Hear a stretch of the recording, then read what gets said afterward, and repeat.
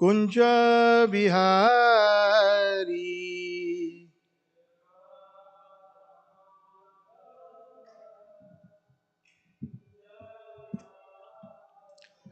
जयो राधा माधव कुंज बिहारी।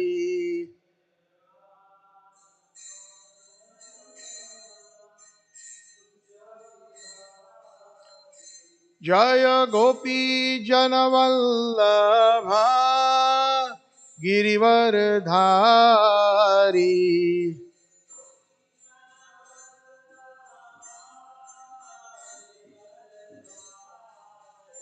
जय गोपी जनवल्लभा गिरिवरधारी।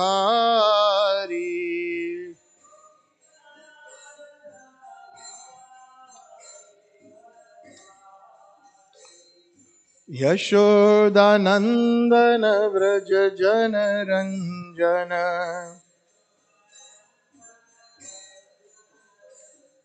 यशोदानंदन व्रज जन रंजन।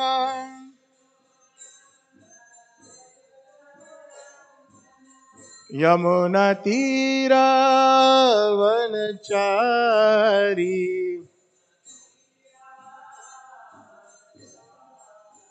यमुना तीरा वनचारी।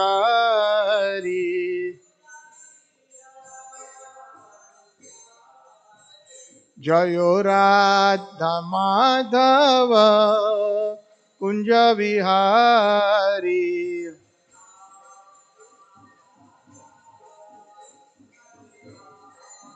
जयो राधा माधव कुंज बिहारी।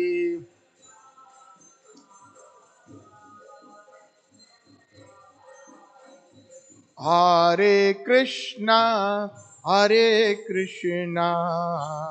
कृष्णा कृष्णा हरे हरे, हरे राम राम राम हरे हरे।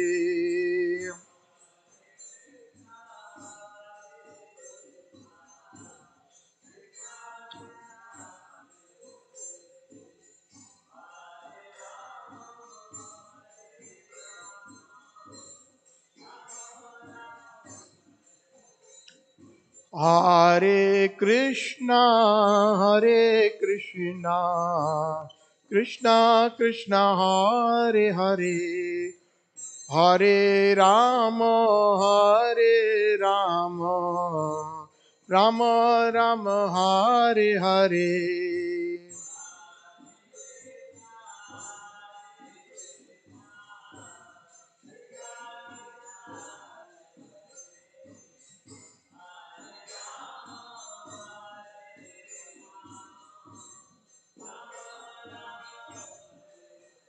हरे कृष्णा कृष्णा कृष्णा हरे हरे, हरे राम राम राम हरे हरे।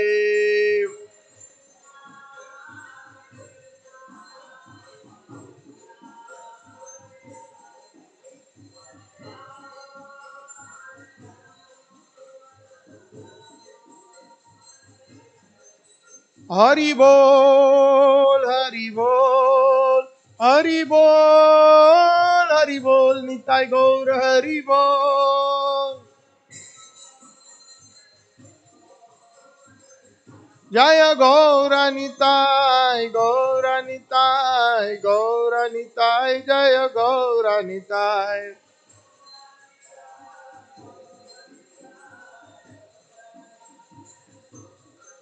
जय किशोर किशोरी जय किशोर किशोरी, जय किशोर किशोरी जय किशोर किशोरी, जय किशोर किशोरी जय किशोर किशोरी।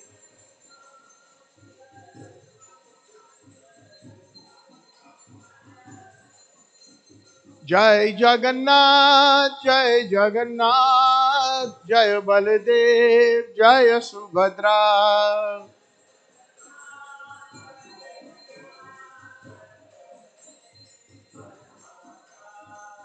जय प्रभुपदा प्रभुपदा प्रभुपदा श्रील प्रभुपदा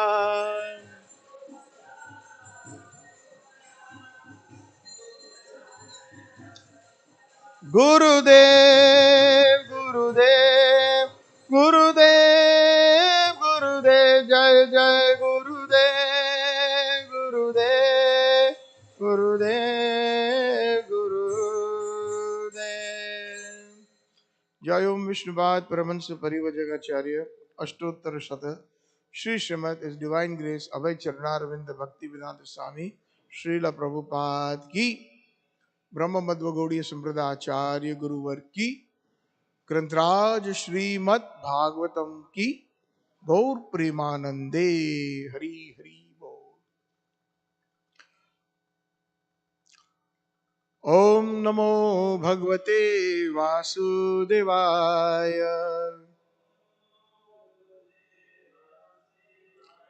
ओम नमो भगवते वासुदेवाय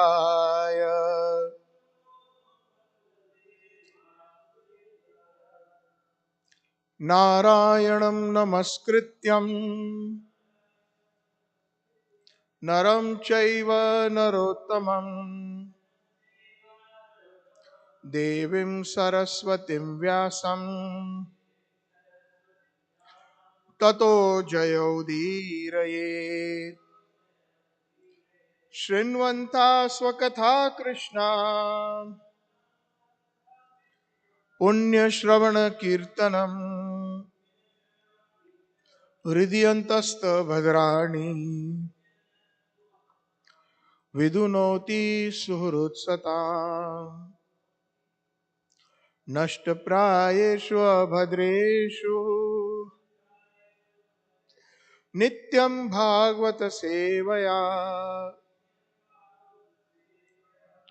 नित्यं भागवत सेवया। ग्रंथराज श्रीमद् भागवतम की जय। So today we will be serving Grantaraj Srimad Bhagavatam from Canto 10, Chapter 63, entitled The Battle with Banasura. And today's verse in chronological order is 47, 48, and 49.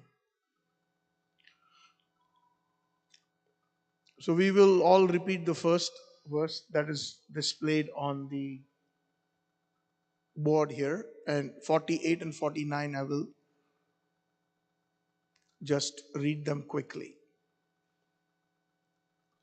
Avadyoyam mama piyesha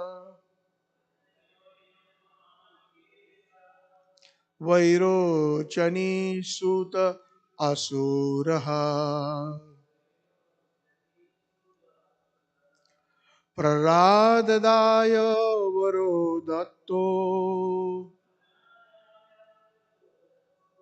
navadhyo me tanavyayah avadyoyam mamo pyesha Vairochani Suta Suraha Praradadaya Varo Datto Navadyo Me Tavanashya Vanayaha Avadyoyam Mamaya Piyesha Vairochani Suta Suraha Praradadaya Varo Datto Navadyo me tavanavayaha.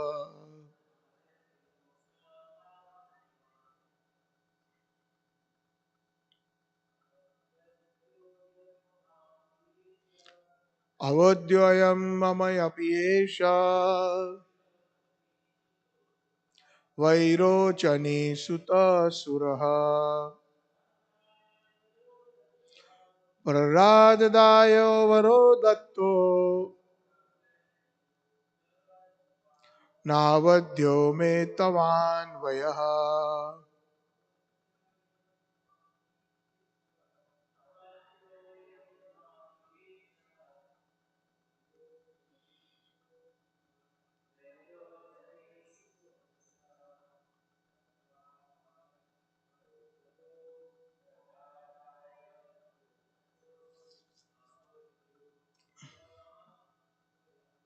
नावद्यो मे तव नावयः.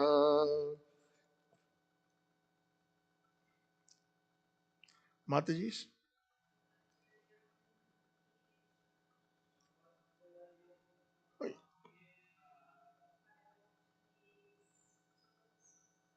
वैरोचनी सुतो सुरः प्रह्लादाय वरो दत्तो नावद्यो मे तावनावयः. Translation by the disciples of His Divine Grace, Srila Prabhupada. All glories to all the Vaishnavas and His Divine Grace. Avadyaha, not to be killed. Ayam, he, mama, by me, api, indeed, esh saha, this, Vairochani Sutaha, son of Vairochani, Bali Maharaj. Asuraha, demon, Praradadaya, to Pralad, Varaha, the benediction, Dattaha, given, Na Vadyaha, not to be killed, may, by me, Tava, your, Anvayaha, descendants. I will not kill, please repeat, I will not kill this demoniac son of Virochani, for I gave Prahlad Maharaj the benediction that I would not kill any of his descendants.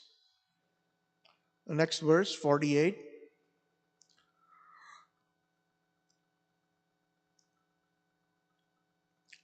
Daropapa samanasya pravrikarna baho maya suditam cha balam bhuri yacha bharitam bhuvaha.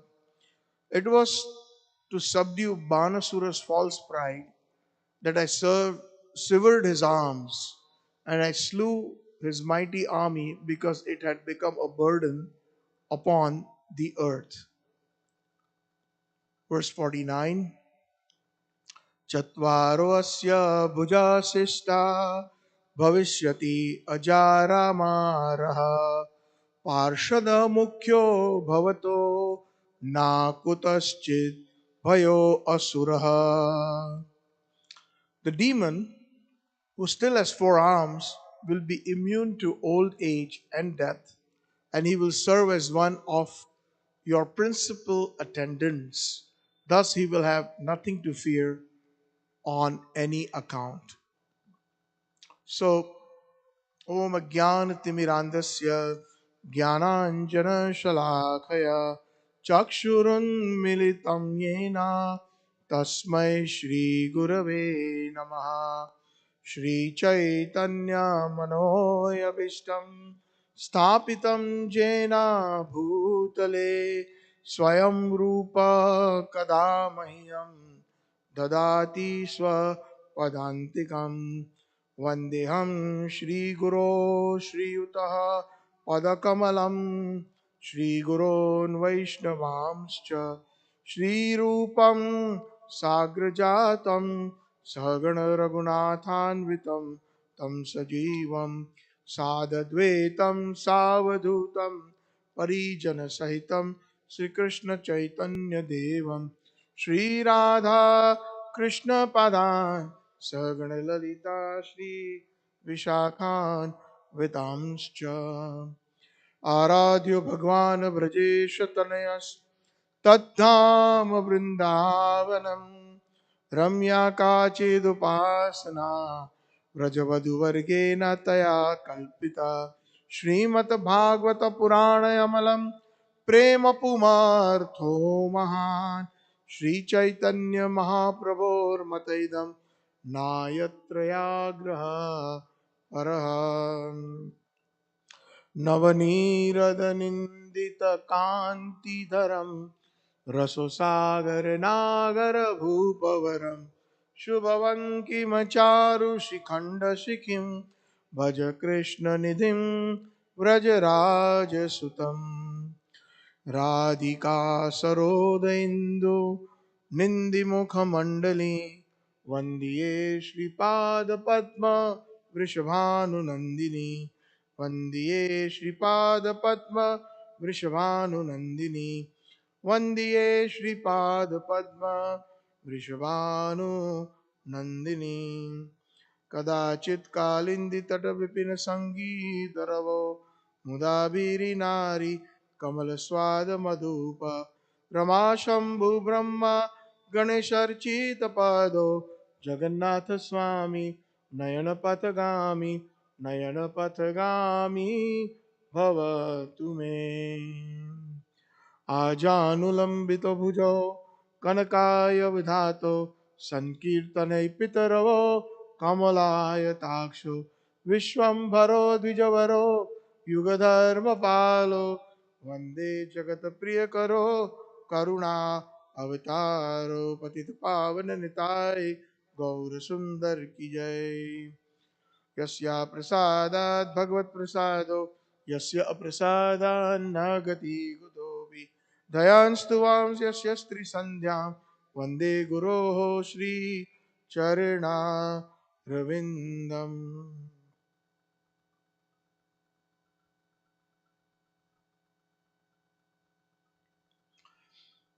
Hare Krishna.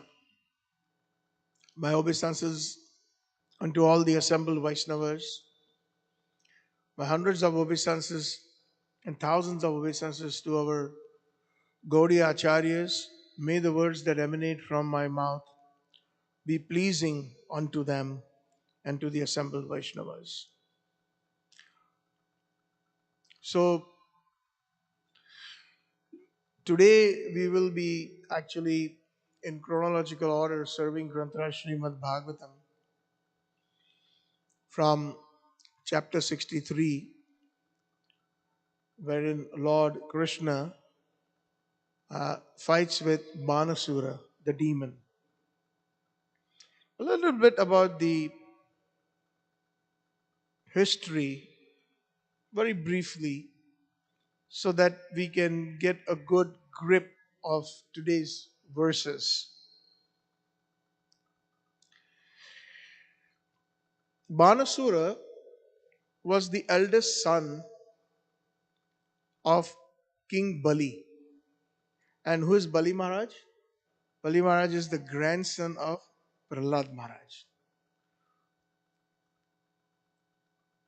Although they were born in a demoniac family, starting from Hiranyaksha and Hiranyakashipu, due to Prahlad Maharaj's devotion, pure bhakti was granted to Prahlad Maharaj. He obtained it by the mercy of his Gurudev Naradji. And therefore, the benefits were reaped by the future generations of Prahlad Maharaj.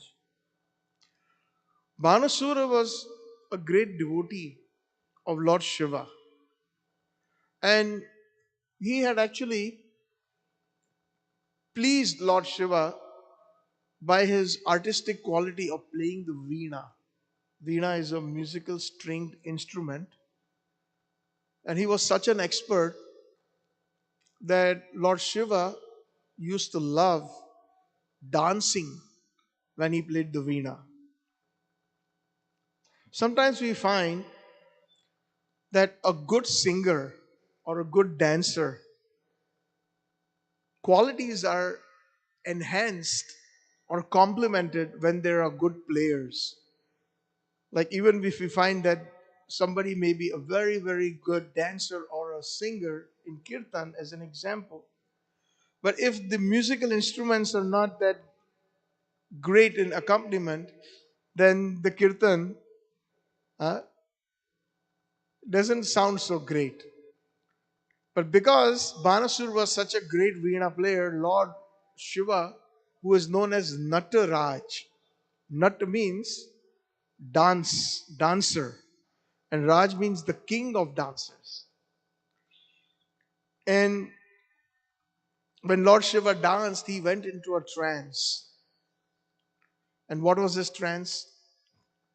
Pure Krishna consciousness. He danced for the pleasure of Krishna. So, this is something that we all have to follow in the footsteps of the great devotees. Dharmasva tatta nihitam guhya mahajana jena gatha sapanta. The principles of true religion are very confidential. But if we follow in the footsteps of the great Mahajans or the great devotees, then we will be successful. So, one principle that I can bring to surface is that whenever we do some seva, it should be purely for the pleasure of the acharyas, the associates of Radha Krishna and Radha Krishna. It should not be an entertainment or a performance to please the public. So, whether it is kirtan or katha, one should do it, or even a performance like dancing, one should do it for the pleasure of Krishna. And if we keep that principle within our hearts, then never ever shall pride enter us, or never ever shall any kind of thoughts where, oh, there's only like 5 people in the temple room, you know, I'm a big speaker, why I should do katha? Or I'm a big singer, let some bhakta do the kirtan, and when there is 100 people gathered, then I will come and take my seat. So then, that is not the purpose of kirtan katha or any kind of activity related to bhakti. So Lord Shiva was an expert dancer and Banasura played the veena. And because Lord Shiva kept on dancing and he kept on playing the veena so expertly, non-stop, without tiring. Sometimes we find that in kirtan, when there's a kirtan going on for hours and there are those mridang players, even when their fingers are bleeding, they continue and they continue and they continue. In a similar fashion, Banasura continued because he understood that Lord Shiva was in a trance in full Krishna consciousness and he wanted to complement his dancing by playing the veena. Lord Shiva, being so pleased with Banasura, he gave him a benediction, asked him, ask me, I'm so pleased with you. What shall I give you? And Banasura said, please become the guardian of my city. So, generally speaking, when you have a very powerful guardian like Lord Shiva or Krishna, it's impossible for any enemy to attack the kingdom and you are safe. In the case of Bali Maharaj, when Vamandev was so pleased with him, what happened? What is the benediction Vamandev gave Bali Maharaj? That he will become the guardian of Rasatal, the kingdom of Bali Maharaj. Eternally he would guard as a gatekeeper. So, similarly, Lord Shiva gave the benediction that yes, I will become your guardian. Like this, one time it so happened that Banasura, he had 1,000 hands, and he approached Lord Shiva and said, Lord Shiva, I have these 1,000 hands and I'm so powerful. What is the use of these 1,000 hands if I cannot fight somebody who is worthy of fighting? So please have a battle with me. He tells Lord Shiva that. The one who gave him the benediction, this is generally what happens sometimes with asuras. Or Sura means a demigod, one who is a devotee, and Asura means the opposite. So Asuras have this tendency, like a venomous snake sometimes wants to bite the person who feeds it milk. One time there's a nice pastime. There was a demon known as Bhasma Asura. So he performed a lot of austerities, and Lord Shiva was a devotee of Lord Shiva.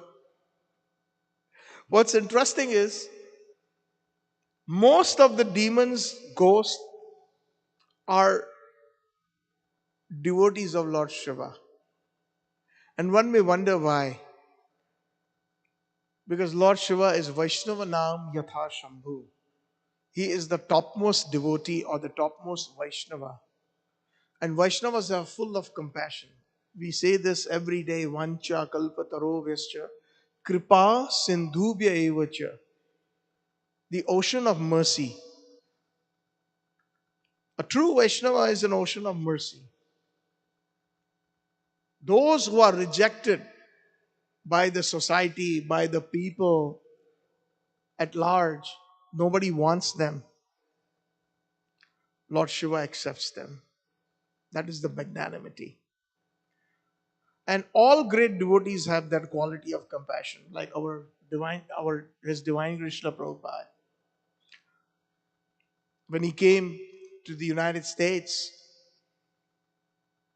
and when he stayed in the Bowery 1965-66 in New York,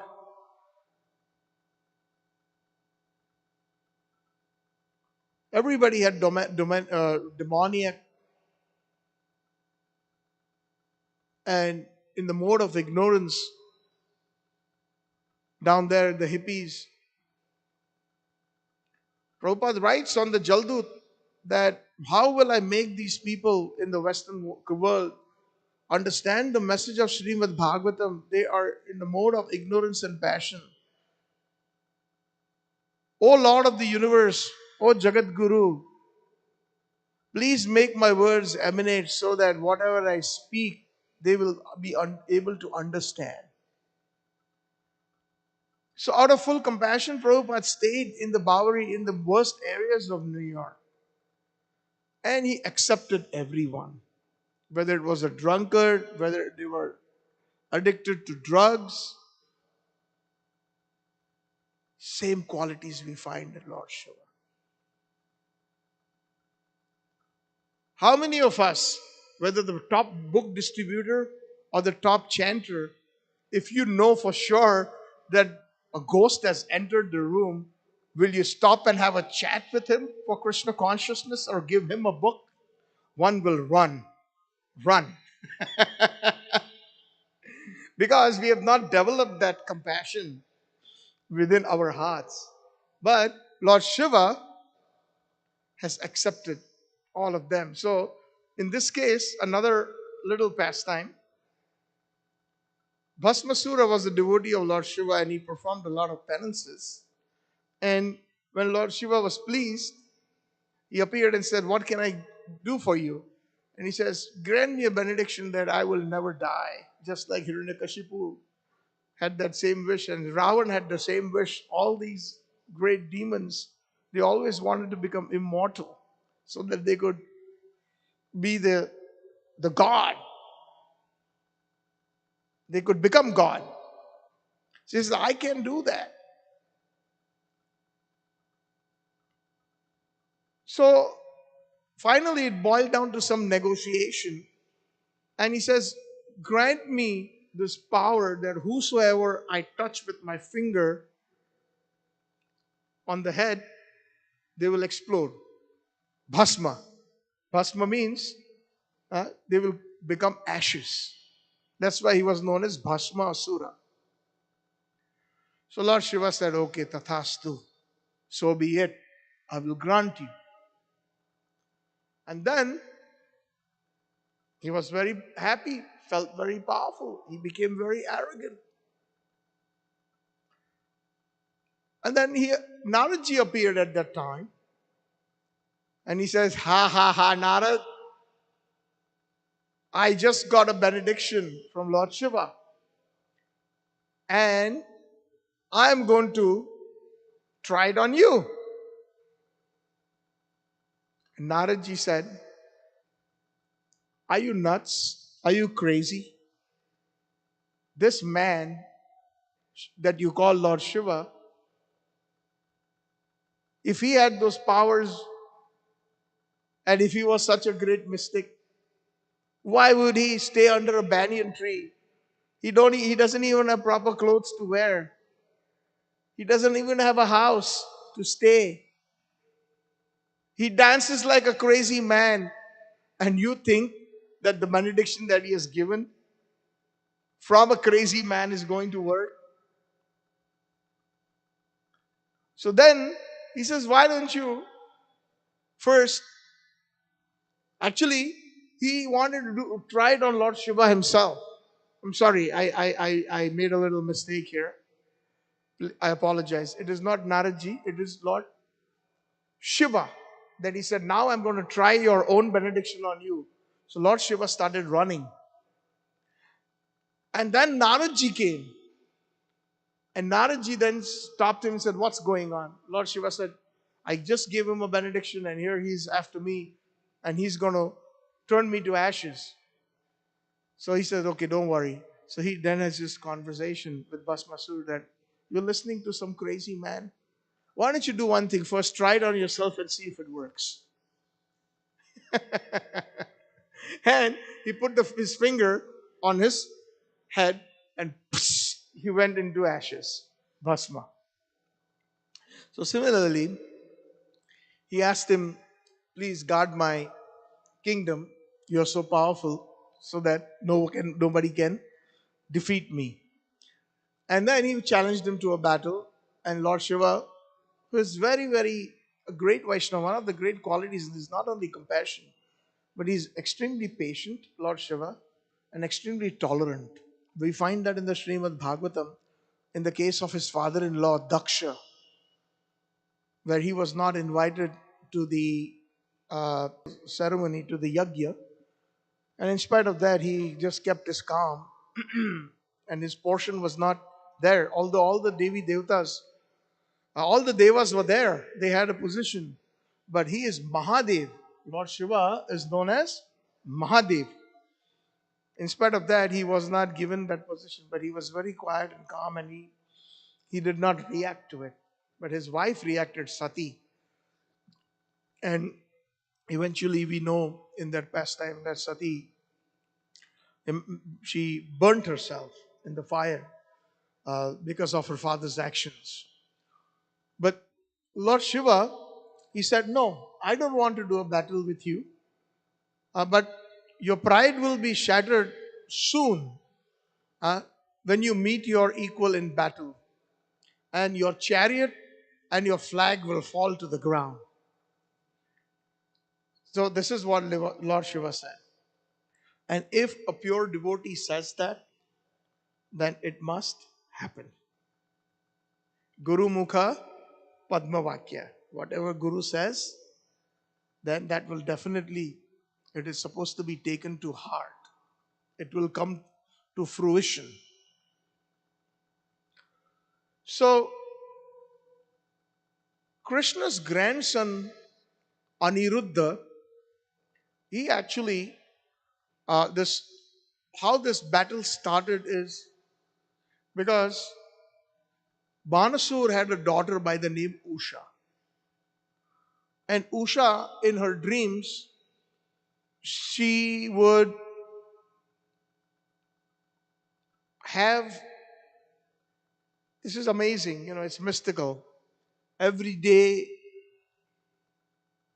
a meeting with Krishna's grandson, Aniruddha.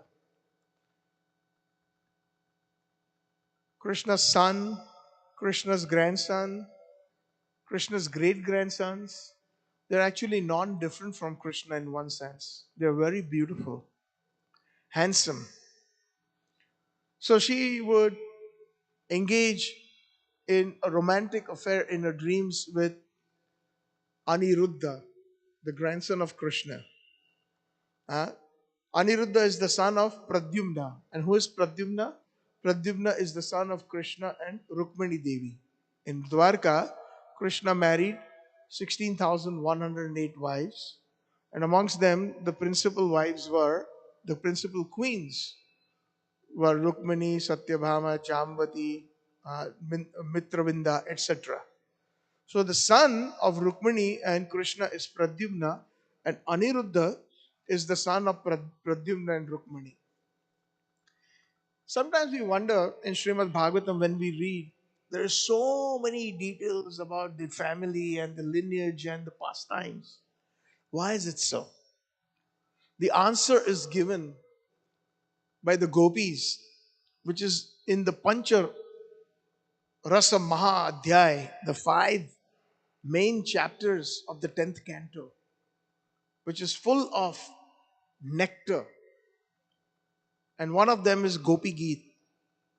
And in that, the ninth verse, the gopis say, Tava kathamritam tapta jivanam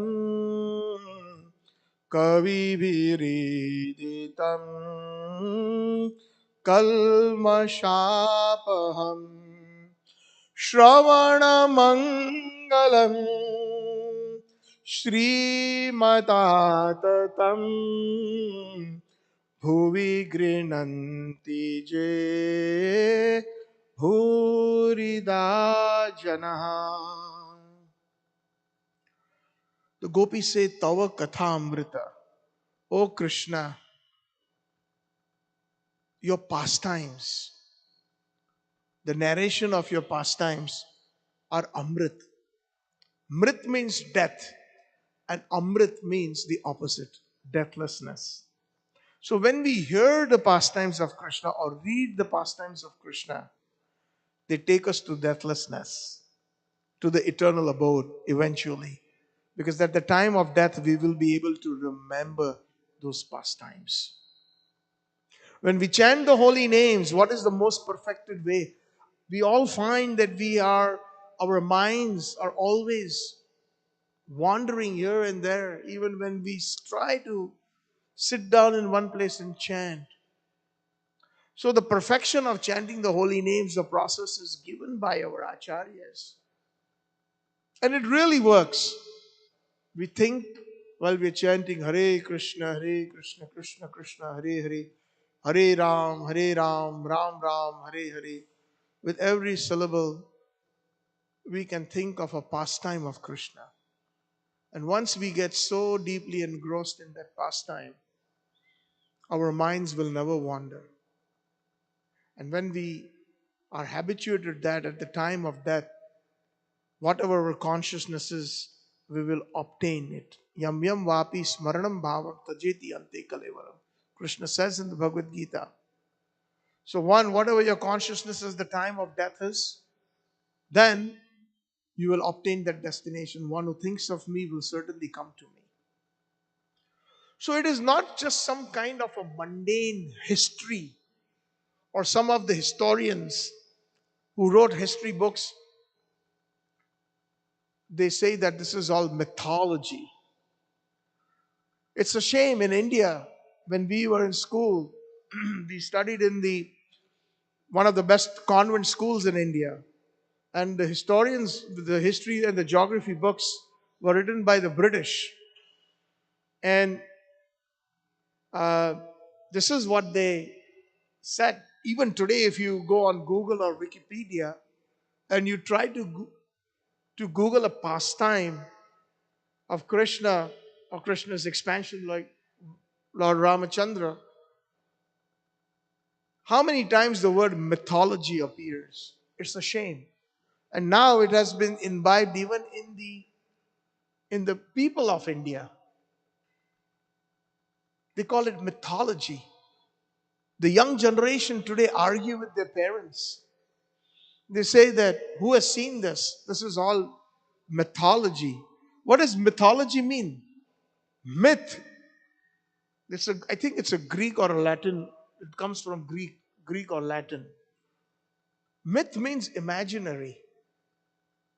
So all this is not imaginary. This information is real. And when we hear it, it is for our purification. So, Pradyumna is the son of Krishna. Aniruddha is the son of Pradyumna and Rukmavati. Rukmavati was the consort of Pradyumna. And Aniruddha's son was Vajranab. Who is Vajranab? Vajranab is the Krishna, great grandson of Krishna, by whose mercy today we have these deities in Vrindavan that we take darshana, that were re-manifest to our Goswamis, like Radha Govind Dev Ji, Radha Gopinath Ji, Radha Madan Mohan Ji, Radha Raman Dev, and Srinath Ji, Gopal Nath Ji. They were all actually ordered by Vajranab, the great grandson of Krishna, to be sculpted after asking his grandmothers, what did my great grandfather look like? So some describe the lotus face, some describe the lotus, the strong chest of Krishna, the waist of Krishna, the thighs of Krishna, the lotus feet of Krishna. And then in his meditation, when he sat, he told the sculptors, please, this is what my great grandfather Krishna looked like. And hearing the description, the expert sculptors carved those deities. And today we have, even in Dwarka, Dwarkadish is the main instrument is the great grandson of Krishna, Vajranab, the son of Aniruddha. Who? So Banasura's daughter Usha, she always used to have these dreams, and then finally she spoke to her most confidential friend Chitralekha. And Chitralekha, understanding her Usha's heart, she had some mystic powers. So she finally found Aniruddha in Dwarka and brought him to the kingdom of Banasura, Sonitpura, to Usha, her best friend. And Usha was so pleased to have her lover with her. But then some of the maidservants went and told Banasur that Aniruddha is in the inner chambers of Usha. No male can really go into the inner chambers of a woman in the Vedic culture, especially in the royal order, in the royal family's palace. And when Banasura heard that, he was extremely upset, and he actually sent his servants and his soldiers to capture Aniruddha. But Aniruddha is none other than an expansion of Krishna, and he is also very powerful. So he defeated them. But then finally, Banasur used the Nagpash. Nagpash is ropes that are actually mystical, made of snakes. And that is, I believe, a benediction from Lord Shiva, a very powerful weapon if you want to capture or tie an enemy. This Nagpash was also used by Indrajit, the son of Ravan, to bind who? So, to bind who? Nagpash was used to bind Hanuman? Yes, correct. And Hanuman respected that because it was a weapon from Lord Shiva. So otherwise there is no way anybody could, when when Hanumanji burned Lanka and he created so much havoc, nobody could catch him. So finally Indrajit, the son of Ravan, he used the Nagpash. He took his arrow, said some mantras, and he sent it on Hanuman's way, and then it turned into snake ropes. So similarly, Aniruddha was captured by the Nagpash, and then he was taken prisoner. So in this particular chapter, especially when Aniruddha did not return back to Dwarka, everybody was in full of anxiety. What happened? Where is he? Where is he? And then Naradji came and said that he is prisoner in Banasura's kingdom. Banasura has captured him. So then Krishna, along with Lord Balram and the Yadus, meaning his entire entourage with his great soldiers, including Pradyumna himself, the father of Aniruddha, they went and attacked the kingdom of Banasur. And Lord Shiva, he fought on behalf of Banasur against Krishna. Now that is so amazing. Most people will not understand why. Why would Lord Shiva fight against his own master, Lord and Master whom he worships? There's another wonderful example that comes to mind in Ramayana. There was a battle between Hanuman and Lord Rama. Did you all know that? Have you ever heard that? One time in Ayodhya, in the palace of Lord Ramachandra, everybody was assembled. The great Brahmins, the ministers, there were great devotees like Naradji, Vasistha, Vishwamitraji, and all those great Kripacharya, etc. And the discussion came up. And Lord Ramachandra was there, right seated on the throne. Bharat, Shatrughna, Lakshmana, Hanumanji, Mother Sita, the full assembly. Question came, who is more powerful? Is Lord Ram more powerful or his name more powerful? So everybody said, Lord Ram, of course. And when they looked at Ram, Ram did not say anything, he was silent.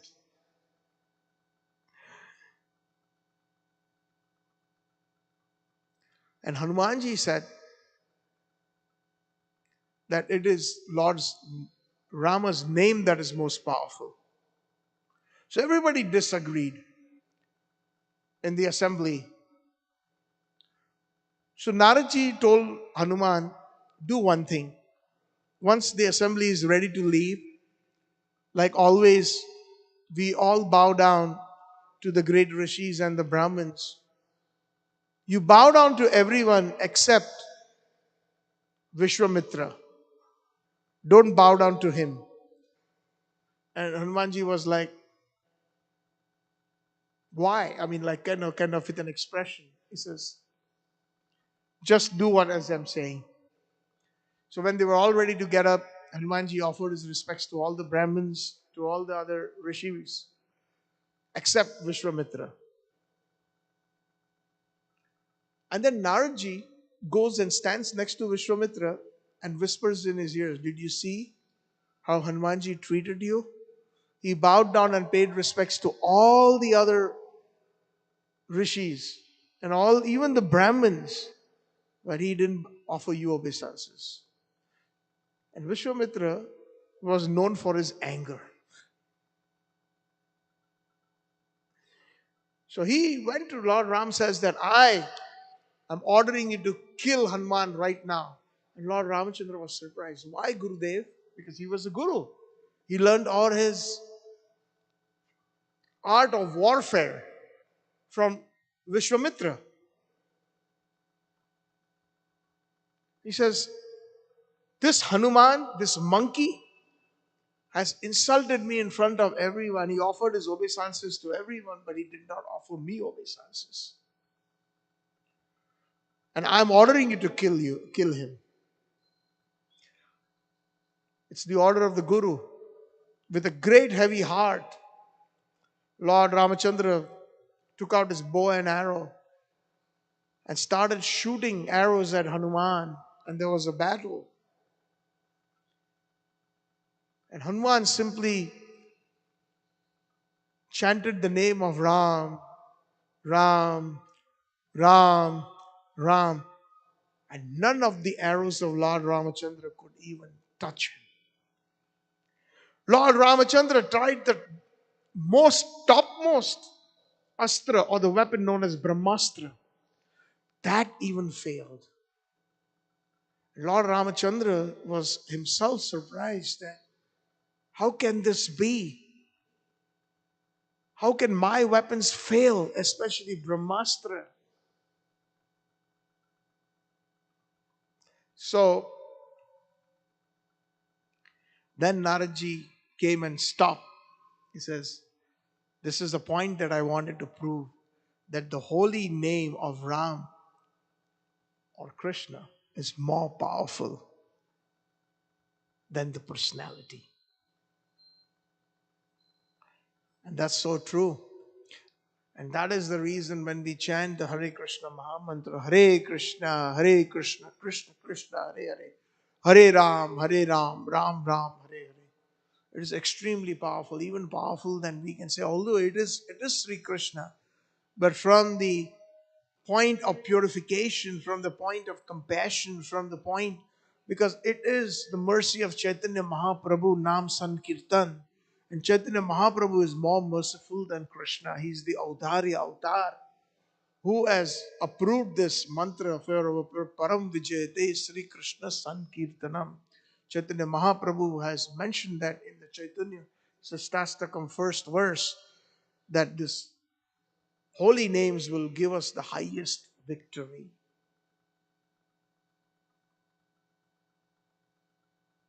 So they had a great battle. Lord Shiva fought. And Lord Shiva was accompanied by his son Kartikeya.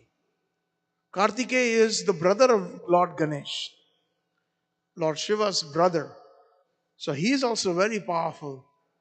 And a lot of different mystic sages and ghosts and different uh, demons, they took up arms against Lord Balram and Krishna, and they began fighting. And Balram's son, the son of Banasur, Bana, he fought with the son of Lord Balram, Samba. So there were so many great warriors in there. Pradyumna, the son of Krishna, Krishna himself, Balram, Balram's son Samba, excuse me. And on this side, Lord Shiva himself, Lord Shiva's son, Kartikeya, all of them, but Lord Shiva defeated them, sent them scattering. Even Kartikeya was defeated by the son of Lord Balram, Samba. And like this, when finally Krishna shattered the chariot of Banasura, at that time, and his flag came down as the prediction was by Lord Shiva when he was so arrogant and said, give me a fight. And Lord Shiva said, somebody will be there very soon to give you a fight, and your chariot will be destroyed and your flag will fall. And that exactly happened. At that moment, he was just about to be killed, and at that time, Banasura's mother came and stood in between naked in front of Krishna and Banasura, and Krishna could not see that, and he turned his face away. And at that time, taking that moment, Banasura escaped into his city. And then later on, Banasura returned again to attack Krishna with his thousands of hands wielding different kinds of weapons. But Krishna took his Sudarshan Chakra and began cutting off the demon's arms. And at that time, as that was happening, Lord Shiva approached and started praying for the deliverance of Banasur, so that Krishna can forgive him, to spare Banasura's life. He said Banasur doesn't deserve to die.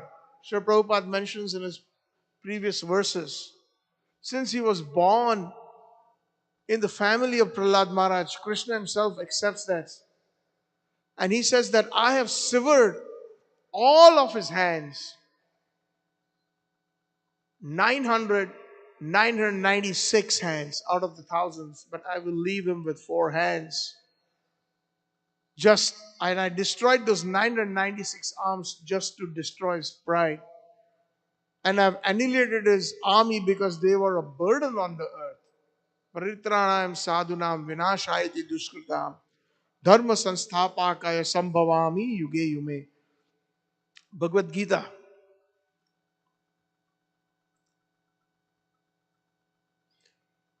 So, because they were a burden on the earth, I have destroyed the army of Banasur. But henceforward, he will be free from old age and death and remaining fearless in all circumstances. He will be one of your principal attendants. And thus, Banasura was spared by the mercy of, of Lord Shiva's prayers. And then Banasura offered obeisances to Krishna and asked for his forgiveness. And he eulogized Krishna. And then he returned with a lot of respect. Usha, his daughter, and Aniruddha seated on a wedding chariot and brought them before Sri Krishna.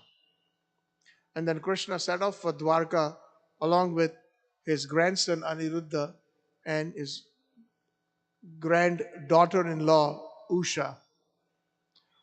Some of the things that really, I will end this with some prayers of Lord Shiva, maybe 2 or 3 that are really amazing, which are captivating, and hoping that this will actually always be the principle in our hearts to attain pure bhakti. Lord Shiva says in this chapter, in the previous verses, that one who has attained the human form of life, it's a gift, and which is so true. Prahlad Maharaj says in the Srimad Bhagavatam, Kaumaram acharat pragya dharman bhagavat iha durlabham manushya deha tadapi arthadam adruvam. Kaumaram acharat pragya, right from the age of 4 or 5, from childhood, one should take to this Bhagavad Dharma iha. One should take to this Bhagavad Dharma, or take to Krishna consciousness. Why? Durlabham manushya deha, because this human form of life is extremely rare. So someone may ask, but it is still temporary. What's the big deal? But Prahlad Maharaj says, clarifying that, Tadapi arthadam adhruvam. Although it is adhruva, dhruva means permanent, and adhruva means impermanent. So even the human form of life has got a certain lifespan. It is not permanent. Adhruvam. But tad api arthadam, although it is temporary, one can obtain the highest, which is pure Krishna consciousness in this human form of life. One bhajan comes to mind by Govindas. Bhajahu re mana Shri Nanda Nandana Abhaya Charnar vindare durlabha manava janama satsange taraye bhava sindhure bhajahu re mana Sri Nanda Nandana abhaya charnar vindare. Oh my dear mind, Govindas is instructing his mind, please worship the son of Nanda Maharaj. Durlabha manusha deha. It is extremely difficult to get the human form of life. Taraye bhava sindhure. Once we have obtained this, we can easily cross over this ocean of nescience. Taraye bhava sindhure, that we have fallen into. Lord Shiva is saying, yet one who fails to control his senses and one who fails to honor your lotus feet is surely to be pitied, for he is only cheating himself. See, this is the word, these are the words of Lord Shiva. I think it is the previous 41st verse in this chapter. We are cheating ourselves if we engage in material activities thinking that we are going to be rich, we are going to be happy, we are going to do this, do that. It's simply we are cheating ourselves if we do not respect or we do not approach the lotus feet of Sri Krishna. The mortal who rejects you, Lord Shiva says, his true self, who rejects you, the best friend, because you are the best friend of everyone for the sake of sense objects, whose nature is just the opposite, refuses nectar and instead consumes poison. Krishna is indeed the best friend. Bhoktaram sarva yagya tapasyam sarva loka maheshwaram surut sarva bhutanam gyatma mam shanti richati. Krishna himself declares that in the Bhagavad Gita. That surut sarva bhutanam, I am indeed the friend of all. And is it not true? In every birth that we take, wherever we go, He's always with us like a true friend, situated within our hearts as Paramatma. We may lose our friends, we may lose our family, we may lose everything. We may lose all our possessions. No matter whether we have performed bhakti or not, whether we know about him or not, he's always, from the end to Lord Brahma, he's always with us within our hearts as Paramatma. And he's always with us, just not in one life, but since time immemorial, the eternal best friend. And Lord Shiva recognizes that fact. And one who rejects, then they are taking poison.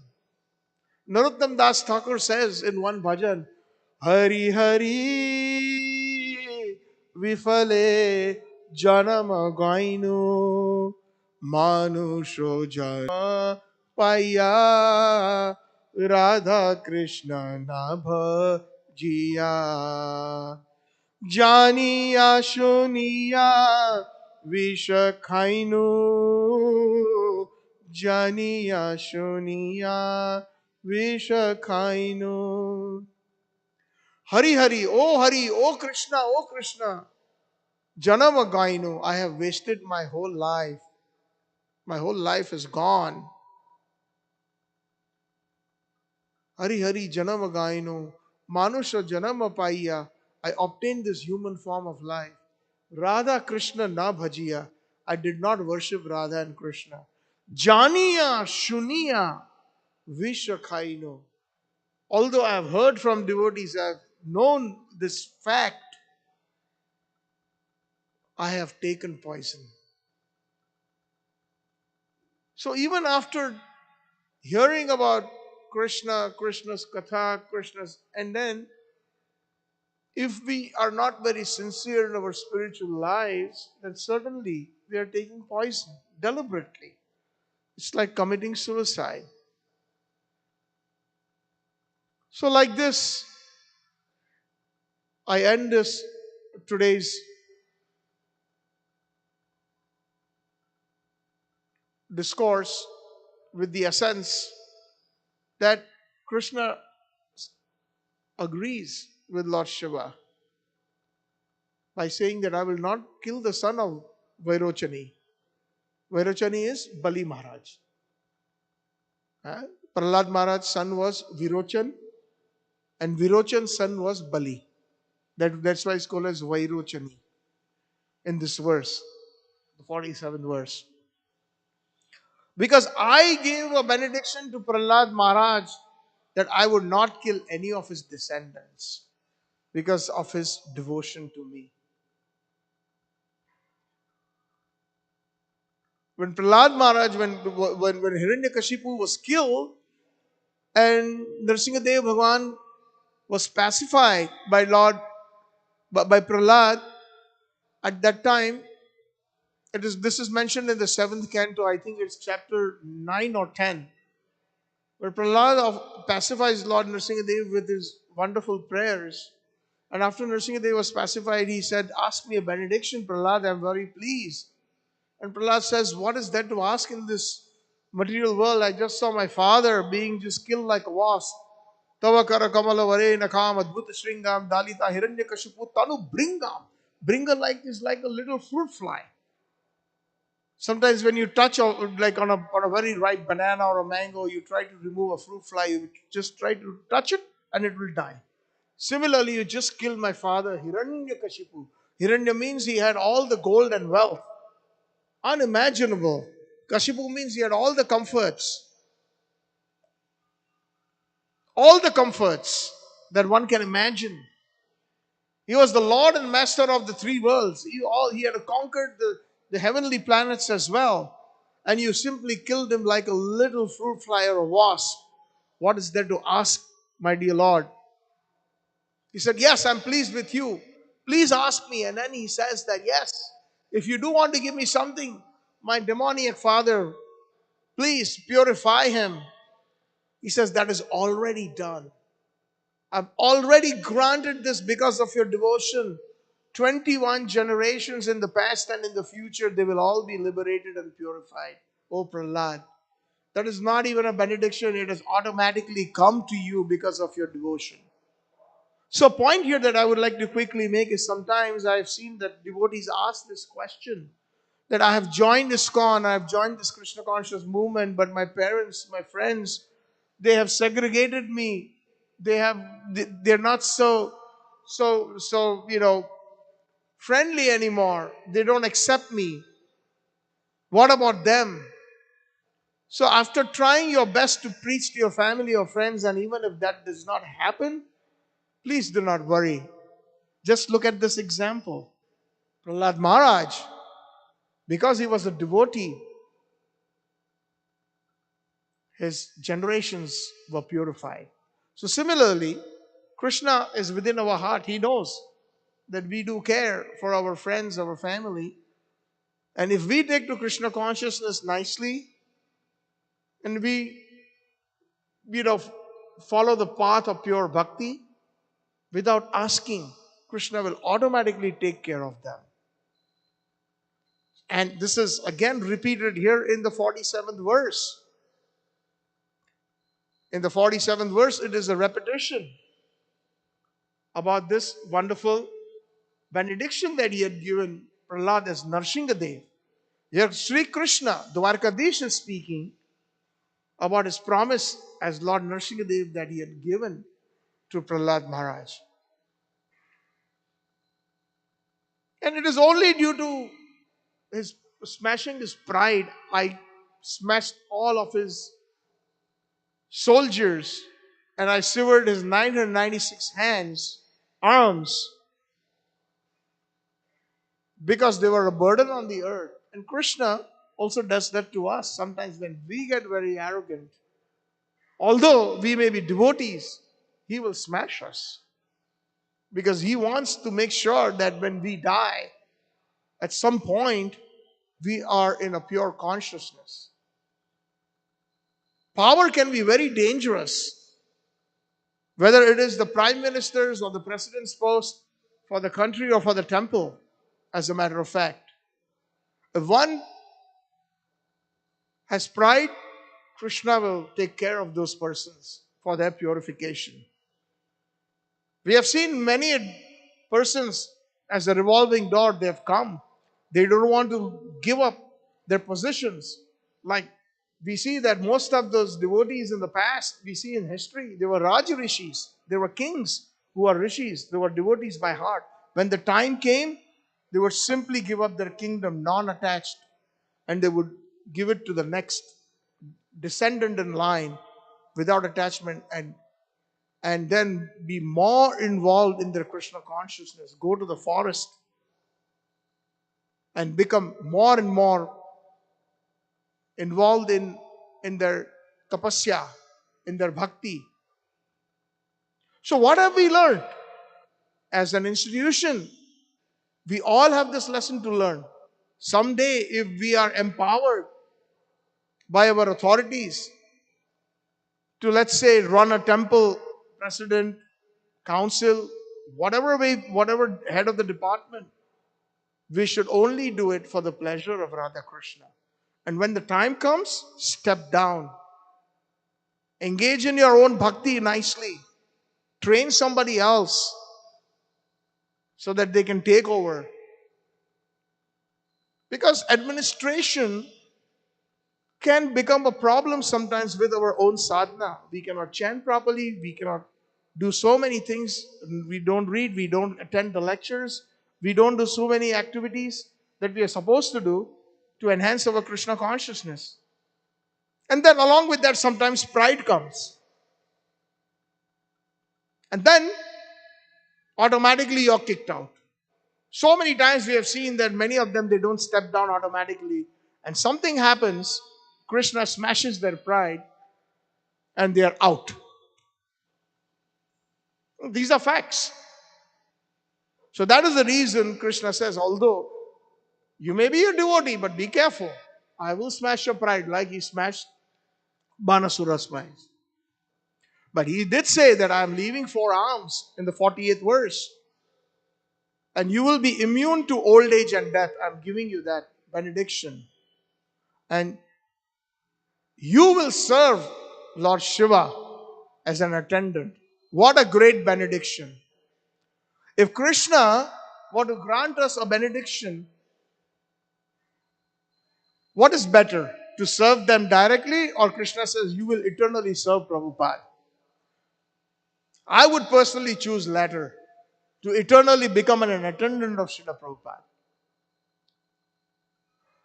So, that is a very, very great benediction, to become an eternal attendant of Lord Shiva. Thus, Banasura will never have to fear for anything. Thank you all very much. Hare Krishna. All glories to Grantraj Srimad Bhagavatam. All glories to His Divine Grace, Srila Prabhupada. Is there any quick questions or comments or corrections?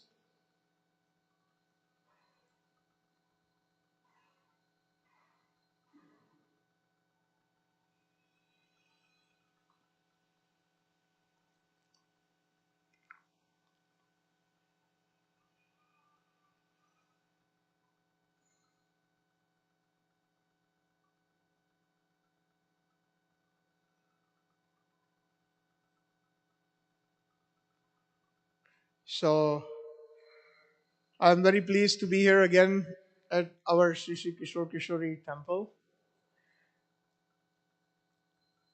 It's been a long journey, almost 34 years, and always happy to be here. This is my home, away from home. Hare Krishna. Thank you.